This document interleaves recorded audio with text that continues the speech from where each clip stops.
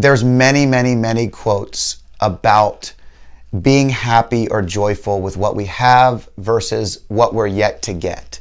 Maybe what our future self might have or what we're working towards. But true happiness is really found in the joy of where you're at today, what your present state is, finding peace in that capacity. And in the financial world, we talk about this all the time, because when you're setting up a financial plan, people come to you and they say, if I only had this amount of money, Scott, everything is fine. And if you've ever had a job where you got a better job or you doubled your income, you know that very little in your life has changed. You're just spending more money a lot of times, or you're saving more money. Maybe you're great at it, right?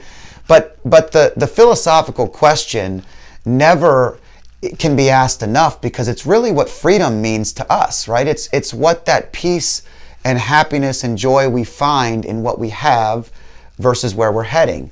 And then we're setting these future goals of where we're going to get to, so that once we get there, it's all perfect. It's all there. We're ready.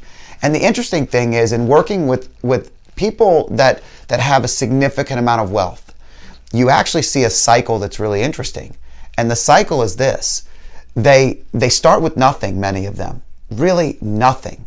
Maybe they're immigrants who came over and started from scratch and built their business from nothing. And they build this dynamic where, it goes back to my favorite quote by the Founding Fathers. It said, we are soldiers so that our children can be teachers, so that their children can be artists.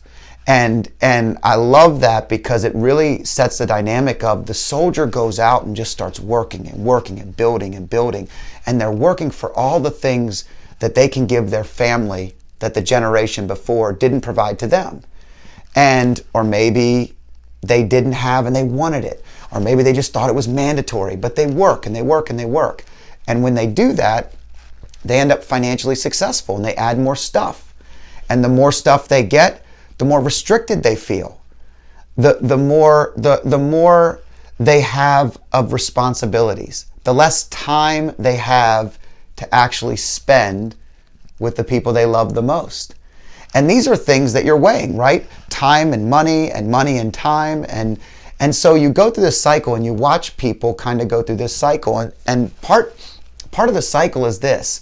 They get and accumulate all these things. Maybe they go from having what they always wanted to everything they always wanted, to now trying to find a level of simplicity, to try to sacrifice or get rid of all the stuff, maybe downsize. You see this a lot in retirements.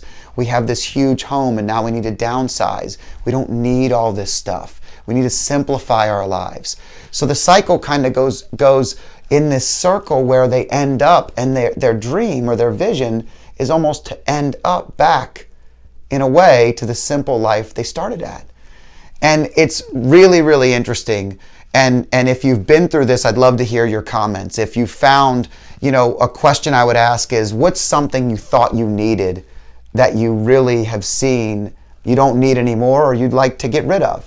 Maybe it's the boat you dreamed of always having that costs you so much money now that you're like, oh, I wish I never had this boat. I have friends that tell me all the time, Scott, when I hit this number, it's going to be everything. I'm done. Like, I can just stop. And you and I both know that when they hit that number, they're either going to reset their number, they're either going to feel an emptiness about the number, that they hit a goal that doesn't mean anything, or they're going to really try to deep dive and find out what they're searching for. What are they really working towards? What are they doing that's going to get them to that next level of joy and happiness? So I challenge you, and I can't tell you I have this figured out, by the way. I'm still learning like all of you. We're all learning, right? To find happiness and joy in the present. What we have today is enough. When it is, that's special. I'm Scott Danner with Freedom Street Partners. Tell me, what you have today, is it enough, or are you working towards something else? What are you working towards? Is it a number? Is it a goal? Is it a dream? Is it a mindset? I don't know. I'm trying to figure it out with you, and I'd love to learn and hear from you. Again, follow us on YouTube, on Facebook, on LinkedIn, subscribe, and share your thoughts. We'd love to understand a little bit more about what's joy and happiness in your present moment today. Thanks again for joining me.